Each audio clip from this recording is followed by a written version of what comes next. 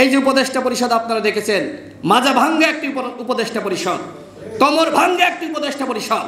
এই অন্তর্বর্তীকালীন সরকারের আসলে মানসিক সমস্যা হয়েছে। এখনো পর্যন্ত আহতরা হাসপাতালের বিছানায় কাতরাচ্ছে।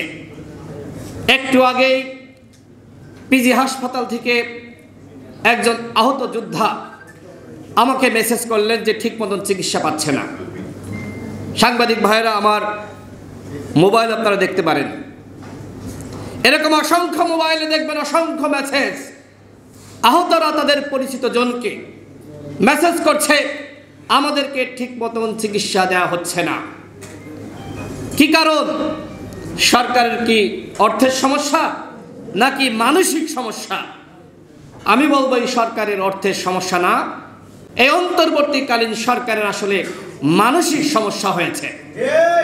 তারা বোঝে না কিভাবে রাষ্ট্র চালাতে হয়, তারা বোঝে না কিভাবে পুলিশকে দিয়ে, র্যাবকে দিয়ে, বিজিবিকে দিয়ে ফাংশন করাতে হয়।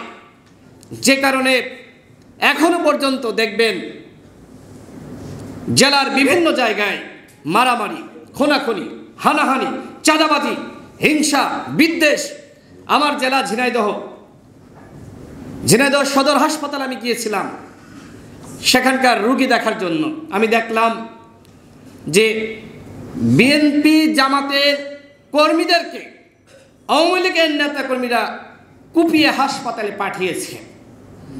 এই খবর কি আমাদের উপদেষ্টারা জানে? আজকে তারা বলছে আগামী নির্বাচনে আওয়ামী লীগ অংশ নিতে পারবে না। তো বাবারা, তোমরা কেন আওয়ামী লীগের সাংগঠনিক কার্যক্রম নিষিদ্ধ করছো না? তোমরা কেন আওয়ামী লীগের নিবন্ধন স্থগিত করছো না? তোমরা কি বলছো আর কি করছো আমার মনে হয় নিজেরাও বোঝো না। এইভাবে একটি সরকার চলতে পারে না। ডক্টর মোহাম্মদ ইউনূস, তার উপর যে আশা, ভরসা, প্রত্যাশা আমরা রেখেছিলাম, তিনি অযোগ্য ব্যক্তিদের নিয়ে এই উপদেষ্টা পরিষদ গঠন করেছেন, যে কারণে সেই আশা ভরসার আমাদের যে প্রত্যাশা সেটির আসলে আমরা কোনো কিছু পাচ্ছি না। আমাদের আশা ভরসা নিশ্চিত হয়নি, আমাদের প্রত্যাশা নিশ্চিত হয়নি। এই যে উপদেষ্টা পরিষদ আপনারা দেখেছেন, মাজা ভাঙ্গা একটি উপদেষ্টা পরিষদ, কোমর ভাঙ্গা একটি উপদেষ্টা পরিষদ। এক একজন সরকারে বসে এক এক ধরনের রাজনৈতিক বক্তব্য দেয়।